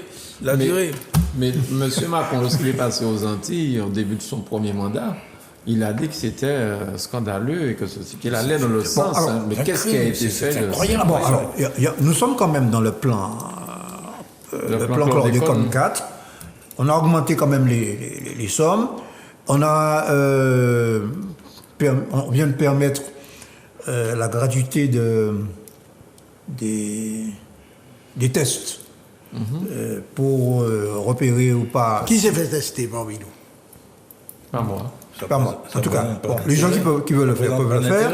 Si, Bon. moi, Et puis, je vais la maladie a été retenue pour certains comme maladie professionnelle. Bon, ce que je veux dire, alors, je reviens pour positiver à la manifestation de samedi où j'étais. Bon, alors, France Antilles a écrit 1000 personnes, je trouve que c'est un peu sévère. Bon, c'est un peu sévère. Mais bon, cela dit, il y avait moins de personnes que la première fois, ça c'est certain. Bon. Mais ceci dit, moi ce que j'ai noté quand même, quand tu parles de mobilisation politique, tout ce que la Martinique compte de syndicats, de partis politiques, etc., était représenté. Il y avait aussi les professions, il y avait bien sûr le collectif des ouvriers agricoles, il y avait, j'ai vu aussi le barreau de Fort-de-France, il y a aussi un nouveau syndicat, je ne connaissais pas le syndicat des jeunes avocats de Martinique. Il est ancien, ce... Ouais, ah bon? Ah bon. Non, mais Michel, tu es en train de parler des têtes pensantes. Mais où est le peuple derrière pour montrer que tous les Martiniquais se sentent concernés? Alors, bon, moi je crois. Alors, il y a peut-être un manque de mobilisation. Il y a peut-être. Certains ont dit que le lieu choisi n'avait pas été bien perçu par le public. Bref. Bon. Il est annoncé de nouvelles mobilisations. Les organisateurs ont annoncé de nouvelles mobilisations. Mais ceci dit, moi je crois qu'il faut maintenir la pression. Tu as parlé tout à l'heure des parlementaires. Bon, ben, les parlementaires, ceux qui seront élus, ils ont un programme tout tracé. C'est faire voter une loi sur cette question. Ah, j'ai eu peur. J'ai cru quand tu disais ils ont un programme tout tracé, je crois que tu parlais d'une visite guidée de Paris. Hein. C'est pas ça, hein? Pardon? Quand tu as dit ils ont un programme tout tracé, j'ai cru que tu parlais de visites à Paris, sur les péniches. C'est pas ça. Non. On parle de programme de travail, je plaisante. Ça, c'est l'après-midi. On fait l'après-midi. Non, mais c'est Bougla, il y a un travail. Il y en a un pile de travail pour faire. Puisque Attention, on va avoir des problèmes. C'est Bougla et ces femmes-là. On ne sait pas qui sera député. Exactement. Tu as raison. Allez, Charles. Mon point de vue là-dessus, je crois, Philippe a parlé de gros problèmes politiques, moi je crois qu'il pratique l'adage mieux vaut une injustice qu'un grand désordre. Moi je pense très sincèrement qu'ils laissent pourrir, quoi. Parce que s'ils mettent le petit doigt dans l'engrenage de la réparation, ça va coûter énormément. Mais les Américains sont en train le Sénat américain, je crois, a voté quelque chose dans ce sens-là. Mais c'est ce que je te dis. Eux ne veulent pas mettre le doigt dans l'engrenage. C'est tout. C'est une question de posture, de principe. Ils font du juridisme, ils utilisent le droit de manière à pouvoir, comme les casuistes, excuser moralement leurs fautes. Et je pense très sincèrement que c'est une posture politique. Donc, Philippe a raison, si la Martinique ne se met pas de Ah là là, ça. Mais il On faut, l'a dans l'os. il faut quand même se Oui. rappeler qu'après la publication du livre de Confiant et de Boutrin, une manifestation avait été organisée à Fort-de-France pour dénoncer le fait que qu'il prétendait que les fruits et légumes vendus dans les marchés de Fort-de-France étaient produits au chlordécone. Il faut quand même se rappeler que ça a fait chlordécone. Parce qu'il faut dire, ben là, faut pas nous biaiser non plus. Qui compte y trouver chlordécone? C'est pas patate douce qui t'est arrivée au avion examiné. Alors moi, là, quand moi, j'aime ça, patate douce. Quand j'ai patate douce, et puis c'est ben là, arrivé de l'autre côté là, et pourquoi dire moi, il n'est pas bon, il a poisonné moi? C'est acceptable? Attends, j'ai pas compris. Je la répète. patate que tu aimes ici. Les patates, comment on a su qu'il y a eu ce problème? Ce sont des patates douces. Il a compris autre chose. Non, ce sont des patates douces qui avaient été exportées en Je France. suis d'un naturel rieur. Et, non, je ne dévie pas de mon sujet.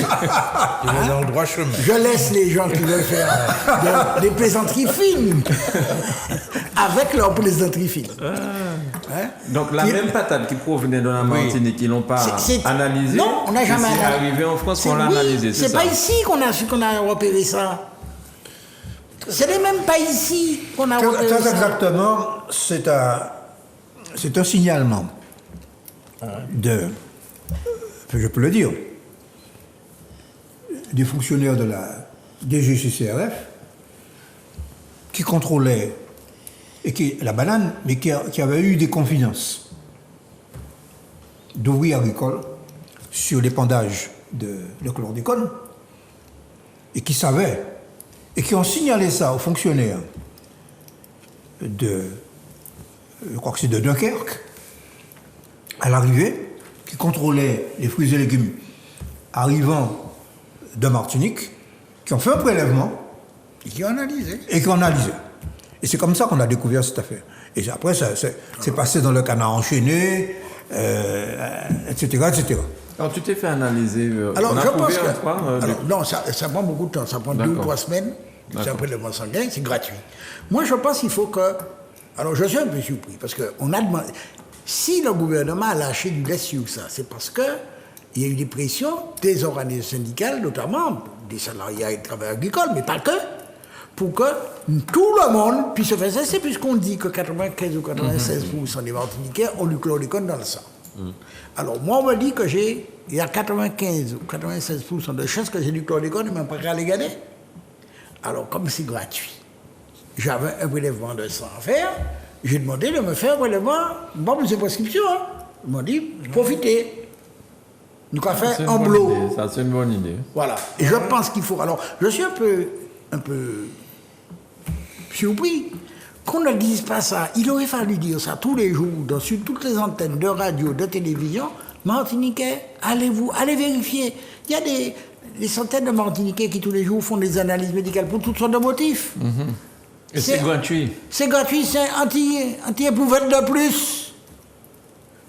Pas de rien à payer. Il y a qu'à voir ça là-bas. Et puis, bon, je n'ai pas le résultat, mais qu'ils disent autres résultats, mais ils savent. Au moins, ils savent. Parce que si c'est un cancer au niveau, pas les savent alors. Ou pas les savent. Moi, ils savent. Et le plus tôt sera le mieux. Eh bien, moi, les demander. Mais nous, on ça, alors, comme nous obtenons, nous ne pas servir. C'est assuré. De la même manière, il y a toutes les peines du la sécurité sociale dit que, comme ça a été reconnu comme maladie professionnelle, on est obligé de faire une grosse campagne pour les personnes qui seraient susceptibles pour les faire remplir ce dossier pour obtenir l'indemnisation et les avantages qui sont attachés à cette reconnaissance juridique. Ok, bon, mais non, je veux dire par là, pourquoi je cite ça, c'est que il ne faut pas dire constamment que lorsqu'on se bat, qu'on fait des mobilisations, qu'on n'obtient rien. Sinon, on décourage les gens seulement, les choses ne vont pas. Bon, maintenant, s'agissant de la question qui est posée par la manifestation de samedi, c'est-à-dire le non-lieu à l'égard de ceux qui sont coupables, ceux qui sont responsables, aussi bien les professionnels que l'État les responsables, les politiques qui ont pris cette décision, ça, c'est une autre question. Et ça, c'est une question. Je crois que Philippe a fait une analyse sur la question de la rétroactivité. Seule une loi peut modifier cette question-là. Et je reviens à ce que nous avions dit, je crois que là-dessus, il faut que les parlementaires martiniquais, guadeloupéens, en tout cas, tous les parlementaires se mettent d'accord. Même la Réunion, tous se font en groupe. Bon, il y a ce qu'on appelle une délégation outre-mer au Sénat qui regroupe tous les parlementaires et qui doit étudier des sujets communs. Les parlementaires outre-mer. Outre-mer, oui, avec des possibilités, un secrétariat, des moyens de parole, des possibilités de faire, et qui fait un rapport chaque année d'ailleurs. Bon, il y a la même chose au Sénat. Donc, sur cette question-là, il y a, à mon avis, les parlementaires de l'outre-mer ont une tâche qui les attend. Très bien, très bien. On passe à un autre sujet. L'Académie de Versailles recrute cette semaine des contractuels en proposant des entretiens de 30 minutes. Est-ce qu'après 30 minutes, on t'a donné une classe à gérer, toi? Moi, je veux dire qu'il faut étendre cette expérience-là aux pilotes d'avion, aux chirurgiens aussi. 30 minutes? Il faut arrêter, quoi. 30 minutes pour te confier une classe? Il faut arrêter la C'est pas une provocation. nouveauté. Hein. Il faut arrêter la provocation. Ce n'est pas Non, une mais c'est nouveauté. pas assez. Enfin, bon. Il y a de ça quelques années, et c'est pas sous Pôle emploi. Hein. Nous demandons des gens sous Pôle emploi. Est-ce que... parce qu'on a Moi, besoin- quand j'ai lu ça... Des enseignants contractuels, académies contractuels. C'est des enseignants Oui, contractuels. les enseignants. Oui, C'est inadmissible quand même. des entretiens de 30 minutes, de 30 Mais minutes. bac plus 3, il faut que il y ait un bac plus 3. Bac plus 3. Sans exigence de la compatibilité. Ah oui, de absolument. la Non, c'est pas pour discipline. défendre c'est pas tout ça que je dis Non, ça. non, je précise. Bac plus hein. 3, quand on demande à un fonctionnaire d'avoir Bac plus, c'est quand même. Hein. Oui, en général. Tout à fait. C'est master maintenant le recrutement. Hein. Oui, absolument, tu as raison. Alors, le vrai problème, c'est que, me semble-t-il, j'ai lu quelque part que les concours de l'éducation nationale pour recruter des enseignants, eh bien, il y a de moins en moins de candidats. C'est ça. Oui, mais alors c'est encore à la fois l'impréparation, et puis c'est la volonté de tordre le cou à la fonction publique. Et notamment à la fonction publique, aux enseignants qui correspondent, qui constituent le gros des troupes, en quelque sorte. C'est un métier qui n'est plus attractif. Voilà. Les enseignants en France sont parmi les plus mal payés Bien sûr. d'Europe. On nous prend souvent l'Allemagne comme modèle pour le coup. Ils pourraient le faire. Ils ne le font pas. La valeur de rémunération, ce qui sert de base de rémunération pour la fonction publique, c'est le point d'indice. Il est bloqué depuis... Il y a eu un petit chouïa en 96. Qui l'a bloqué? Quel président? Depuis Sarkozy. Depuis Sarkozy. D'accord. Ah, Et depuis, il y a eu Hollande. Hollande il y a et eu Macron ont continué, et puis Macron et Hollande ont continué. C'est-à-dire, il a poursuivi la politique. Il y a eu en 2016 un petit 1% ou 1,2%, mais Ouais. en deux fois.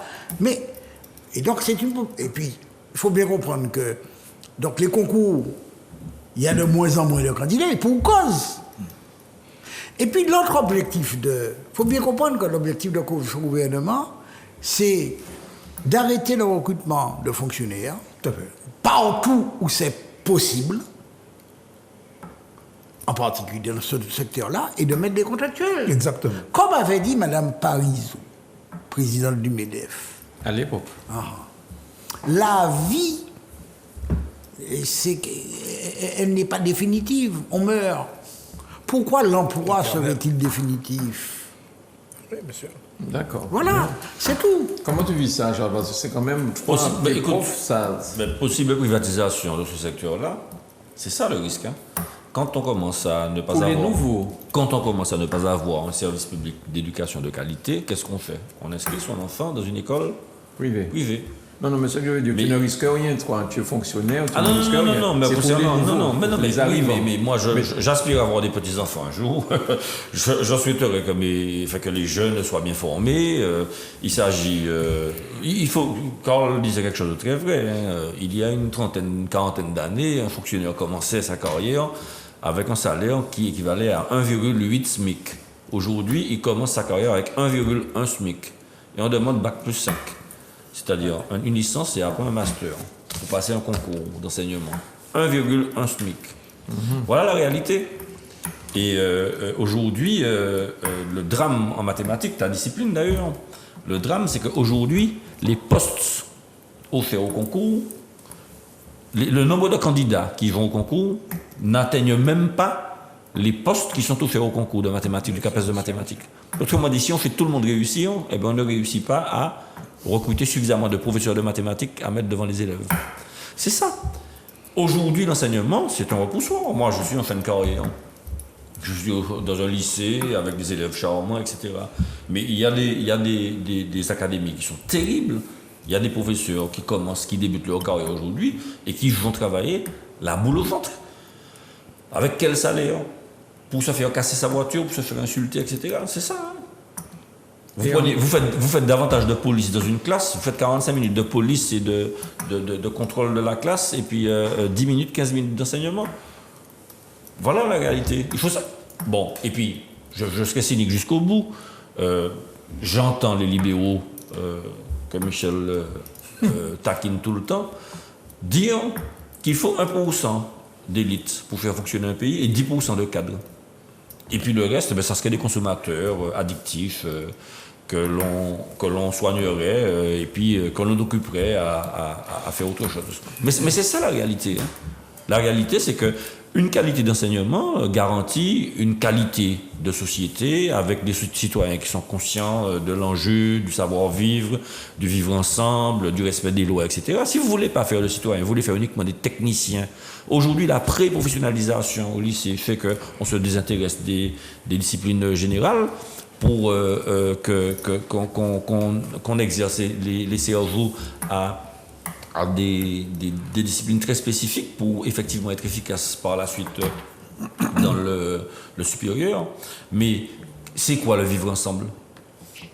Le vivre ensemble, c'est justement avoir une culture générale de base, connaître l'histoire, connaître sa géographie, connaître... Non mais tu dis des gros mots. Culture générale, philosophie, histoire. Voilà. Tu fais des citoyens qui vont critiquer les gouvernants. Et c'est ça. Alors qu'on veut des citoyens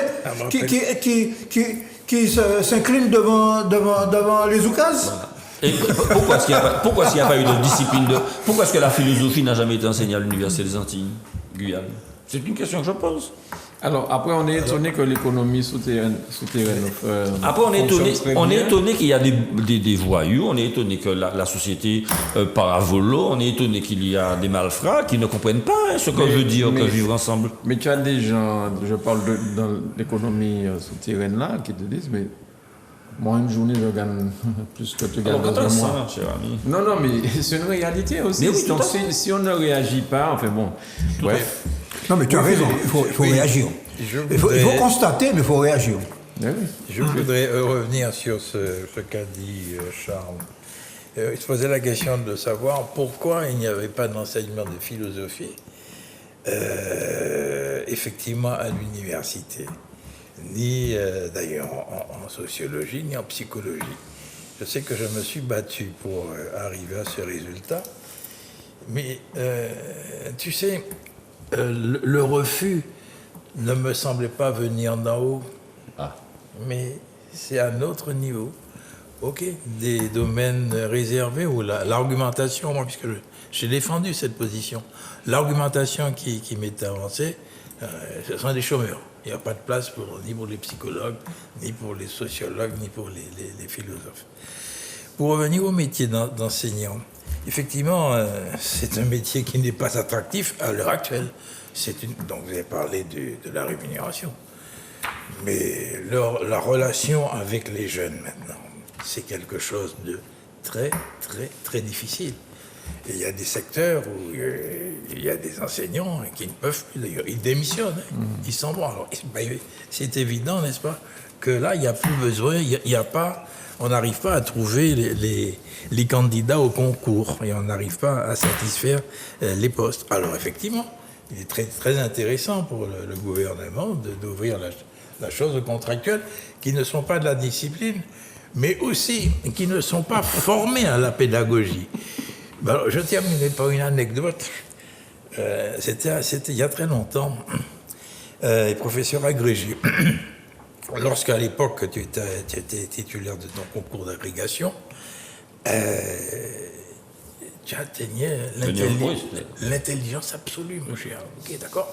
Et je me souviens d'une querelle qu'il y avait eu à Bordeaux. C'était un professeur de sciences économiques qui avait décidé d'enseigner des matières juridiques. Ok. Il s'est battu et il est arrivé à ce résultat, car juridiquement, il le pouvait. Et d'autant plus qu'à l'époque, il n'y avait même pas de préparation à la pédagogie à ce niveau-là. Bon, c'est une anecdote que je referme tout de suite. Mais le métier d'enseignant actuellement n'est pas attractif. Non, c'est à la limite, pour certains jeunes, repoussoir. Les enseignants se détournent de l'enseignement, les infirmières démissionnent, changent de métier parce qu'ils ne sont pas assez payés. Enfin bon, il y a quelque chose qu'on n'arrive pas à saisir dans tout ça. Était petit commerçant, il m'avait dit surtout ne sois pas commerçant parce que tu vas passer ta vie à travailler. Moi, ma fille, je lui ai dit surtout ne sois pas enseignante parce que tu ne seras pas épanoui. Hélas, je vais faire de la peine à beaucoup de personnes ce soir. Bien. Non, mais alors, ce que tu dis là, c'est le résultat d'un long processus. Ce long processus, il a commencé, je m'excuse, avec les politiques néolibérales. Et Charles a bien expliqué qu'on veut absolument, on considère que la fonction publique est trop importante dans un pays comme la France. Hein?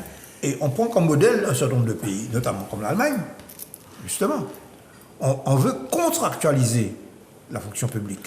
Bon. Et par conséquent, ce n'est pas par hasard qu'on soit arrivé à ce que la France soit, je crois, 42e, 43e des pays de l'OCDE pour la rémunération des enseignants.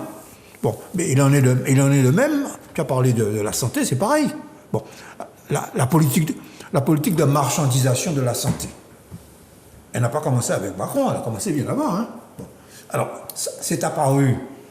Le Covid a joué un rôle de miroir grossissant, de révélateur des difficultés structurelles de ce secteur, notamment de l'hôpital. Mais ça a commencé depuis, au moins, depuis Sarkozy, sinon avant. Bien. Okay. Et c'est pourquoi d'ailleurs, excuse, je fais une incidente. Oui. L'enjeu des élections législatives est très important en France, parce qu'on a peut-être l'occasion de changer radicalement de politique. Donc va jusqu'au bout. Donc, il faut mettre qui Premier ministre? Il faut aller voter. Ah, pas ça, moi. De quoi que tu allais dire, il faut mettre le Mélenchon. Ah, ben non, on va dire, on va pas faire la politique, alors. On va pas faire la politique, ouais. Alors, les éoliennes de Macouba ne passeront pas par Grand-Rivière. Une décision du président du conseil exécutif. Serge Letchimy approuvé par le président de Cap-Nord, Bruno Nestor-Azéo. Mais ces éoliennes qui sont des trucs tellement énormes, ils vont passer par où? Par la mer? Je n'ai pas bien compris cette histoire. En fait. En tout cas, bon, l'histoire est simple. Hein, l'histoire, je nomme pas. Je nomme pas. J'ai un courrier là. L'histoire remonte à l'année dernière, me semble-t-il. C'est un courrier qui avait été adressé à une société qui devait faire venir des éoliennes pour les mettre à Macouba. Et donc, l'autorisation d'utiliser le pont pour faire passer les éléments qui constituent ces éoliennes-là, l'autorisation avait été donnée. Alors, il y avait deux options qui avaient été proposées. L'option 1 par voie terrestre qui partirait de Fort-de-France jusqu'à la ville de Macouba, et l'option 2 qui par voie maritime et terrestre qui partirait de Grand-Rivière pour arriver à Macouba. Et l'auteur donc de ce courrier avait choisi l'option 2, c'est-à-dire par voie maritime et terrestre pour Grand-Rivière pour arriver à Macouba. Et donc avec cependant des obligations, vitesse constante de 5 km/h, chantier nécessitant la fermeture ou l'évacuation importante de matériaux, le nombre de passages de camions chargés de 30 tonnes limité à 10 par jour, un seul camion circulant sur chaque ouvrage, et en cas de nécessité impérieuse, un passage de convoi de poids total roulant supérieur à 30 tonnes et inférieur à 48 tonnes pourrait être étudié. Ceci étant dit, les ponts ne sont pas pour filer pour. Ils ne sont pas profilés pour les ponts. En fait, je ne sais pas si c'est un pont Bélé, mais le pont vert, là, justement, Ah, c'est pas un pont Bélé, ça? Enfin, ce sont des ouvrages. J'ai les noms des ouvrages, je ne connais pas la nature des ouvrages, je ne vais pas parler trop longtemps pour laisser mes contradicteurs s'exprimer. Mais en tout cas, il y avait c'était la limitation à 30 tonnes, et là, il y avait des éléments qui faisaient jusqu'à 105 tonnes.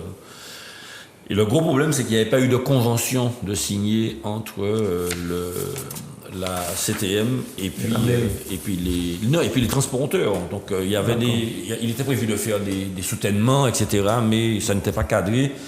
Et le PCE a choisi d'interrompre tout ça de manière à ne pas être responsable juridiquement d'un éventuel accident. Bien. Carl, sur ça? Eh bien, moi, j'ai été, parce que je suis curieux de nature, hein, je ne me satisfais pas de ce qu'on me dit. Comme on dit en créole, la plus belle en bas la baille. Alors j'ai été prendre la demande d'autorisation environnementale relative au projet d'exploitation de parcs éoliens sur le territoire de la commune du Makouba par la société Grèce. Et je suis à la page 21.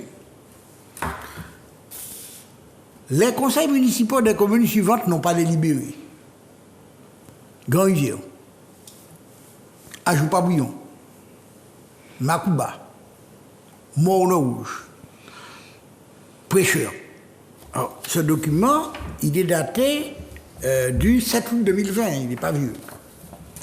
Le conseil exécutif de la collectivité territoriale, par arrêté délibéré, numéro, etc., émet un avis favorable pour le projet d'extension de la centrale éolienne de 24 MW, etc.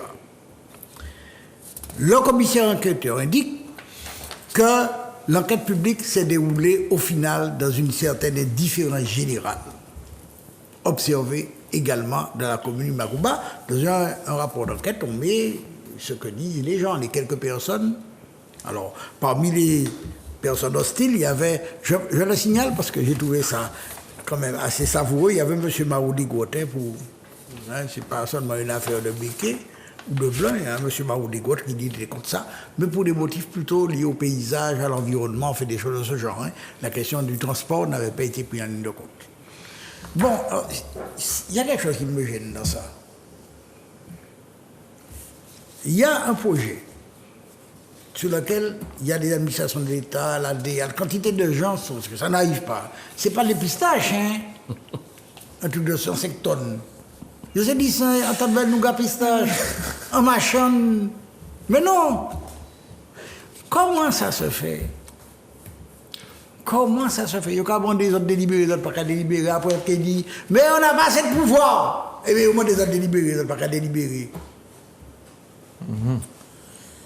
Donc, bon, c'est très bien qu'il a... Bon, je connais les deux ouvrages en question, je ne vois pas comment. Déjà, il n'y a qu'une seule voiture qui peut passer dessus. C'est un ouvrage simple, un sens unique.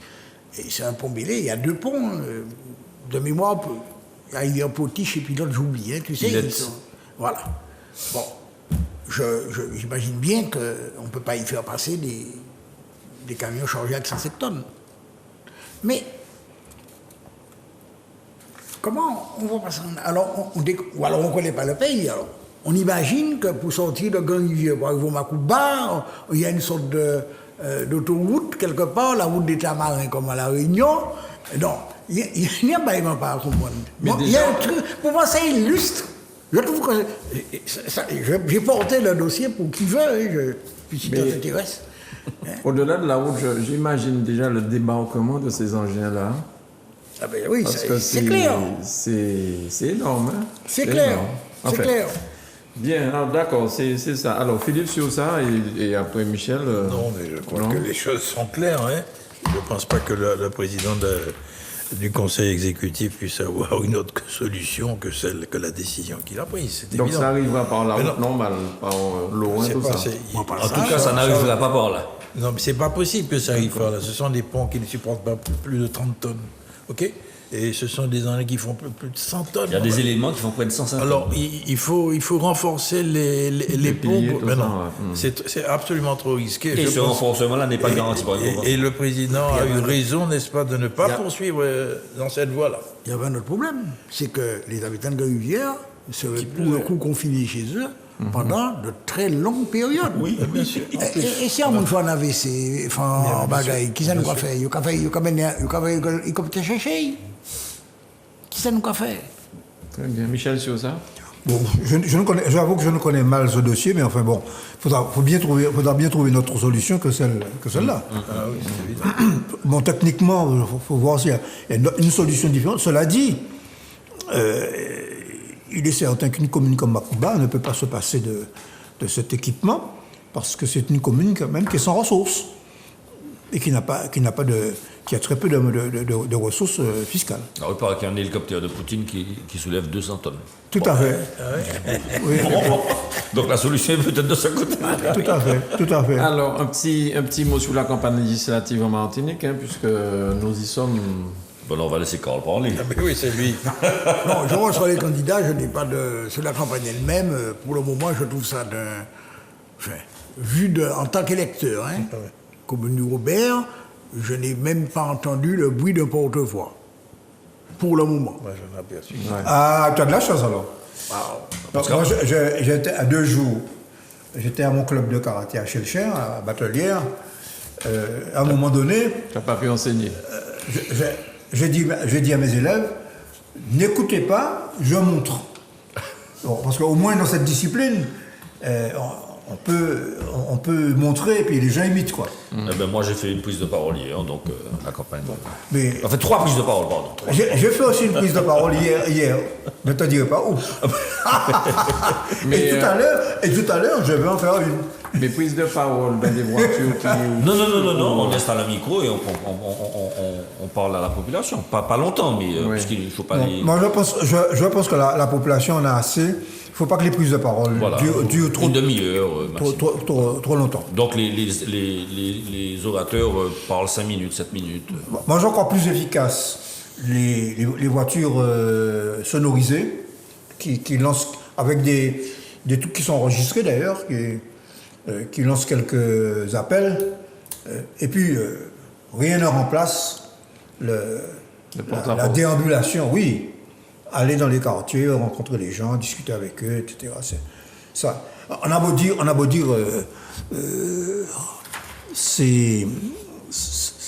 rien ne remplace le contact du candidat avec les gens. On ne peut pas quand même négliger un aspect. Hein, Effectivement, il y a le contact, mais bon, il y a les voitures, et puis il y a les prises de parole, et puis il y a des tracts, et puis il y a Donc, Il y a les interviews. Et puis il y a Zouk TV quand même. Il y a les Zouk TV. les 25 interviews. minutes par candidat. Non, mais 25 minutes, je trouve extraordinaire. Mais c'est un staccanoviste du. Je pense qu'il est en train de préparer Non, ça. mais C'est bien. Je Faut pense tenir le rythme. Mais cela dit, je te félicite d'avoir pris cette initiative Ah oui. parce que, vu le nombre de candidats, tu aurais pu dire, bon, tout ça, bon.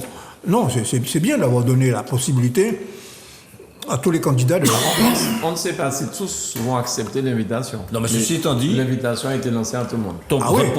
votre projet, c'est de ne pas prioriser des candidats majeurs. Je trouve ça très bien. Voilà. Tous les candidats sont traités exactement de la même manière. Et c'est une démarche ultra démocratique. C'est bon. Effectivement. Et c'est là où on verra aussi, comme dirait un homme politique que je connaissais bien, que tu as connu au PPM, on va voir ce qu'ils ont dans le ventre. Philippe, sur ça, sur les législatives, sinon on ne regrette pas de n'avoir pas posé ta candidature, au fait. Non. C'est une idée qui ne m'est jamais venue à l'esprit. Non, la campagne se déroule sur les télés, un peu sur les réseaux sociaux. Bon, mais il y a pléthore de candidats. Hein. Les lecteurs modestes, 55. les lecteurs modestes risquent de se perdre entre tous les candidats.